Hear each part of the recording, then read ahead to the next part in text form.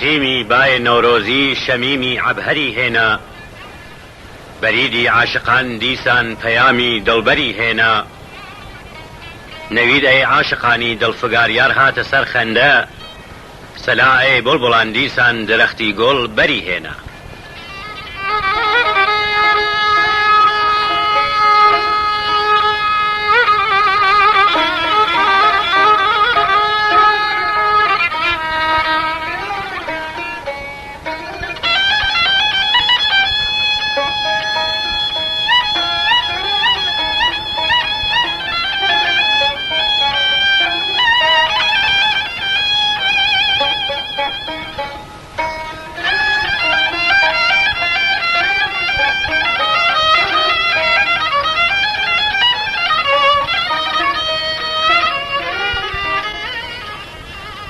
مەگەر ڕێکەوتە زولف و ڕووی حەبیبم بای نۆرۆزی، حەیاتێکی بە دونیا داوە بۆ گوڵ عنبەری هێنا. بە فەتحی دڵ دەڵێ یار زولف و سینە و ڕووی وەدەر ناوە، لە نەسرین و گوڵ و سنبوڵ بەهار هات شەکەری هێنا.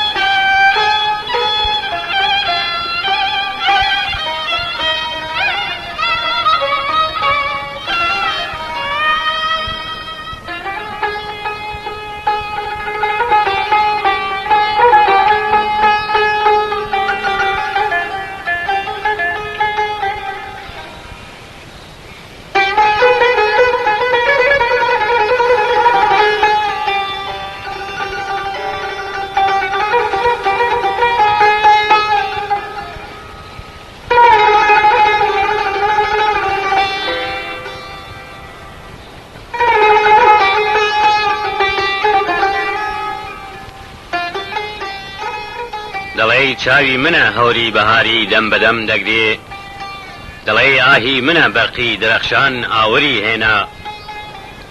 هەوا چوو پڕ بەدامانی دەرو دەشتانی گوڵ کێشا، سەبا هات پڕ بە جەیبی کۆساران عنبەری هێنا.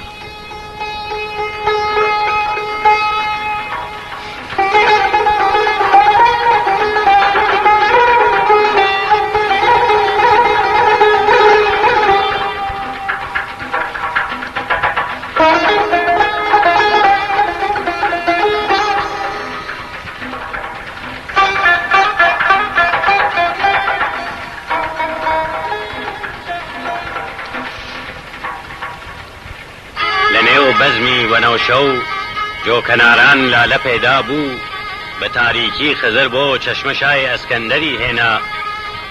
کە ئیسلامی بەهار فتوای جەهادی کافری دەیدا، سنەوبەر نەیزە گوڵبن گورز و سۆسەن خنجەری هێنا.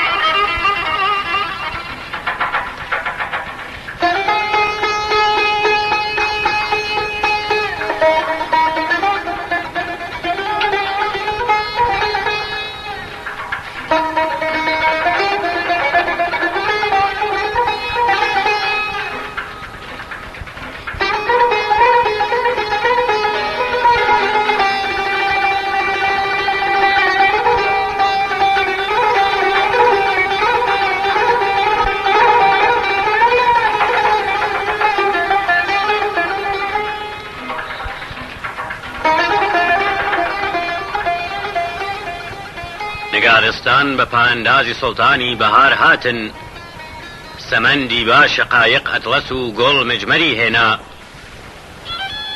لە شادی دارە گوڵ مەسنەد نشین بوو هاتە پشکوتن، چەمەن تەخت و زمڕەت گۆڵ لە یاقوت ئەفسەری هێنا.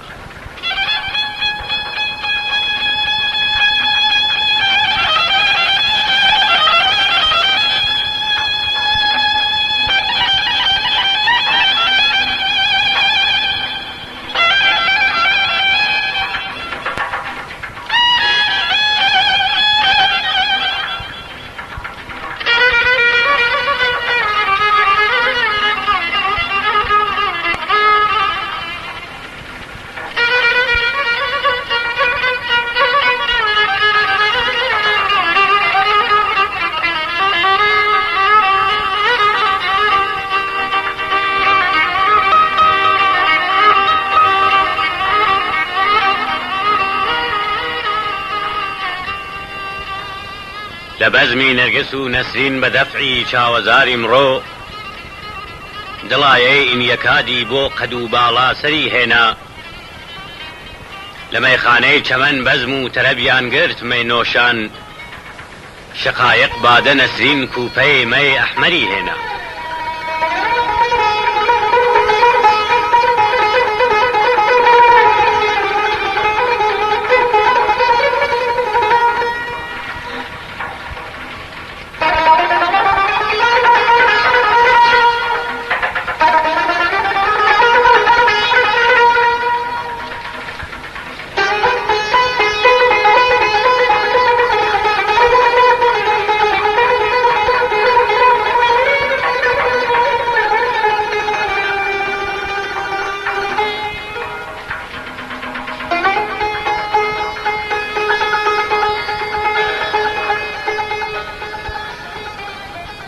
بە شەوقی ڕووی لالە و گۆڵ لە باخان وا چراخانە، دەڵێی باخ جەننەتە ئەمساڵ بەری حۆر و پەری هێنا.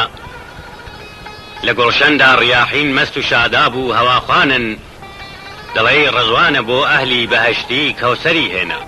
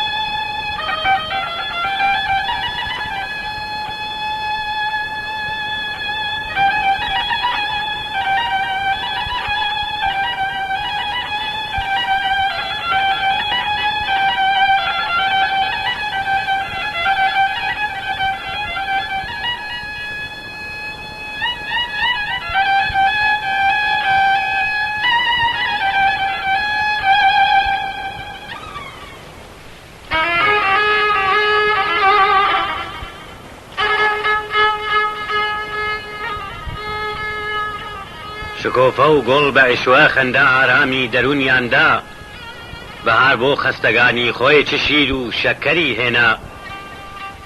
بە زەرد و سوورەوە خەمڵیوە بۆ داماوی بڵبڵ هات، وەرەق مەعجەر ئەرز گوڵگۆنەشە و نم زیوەری هێنا.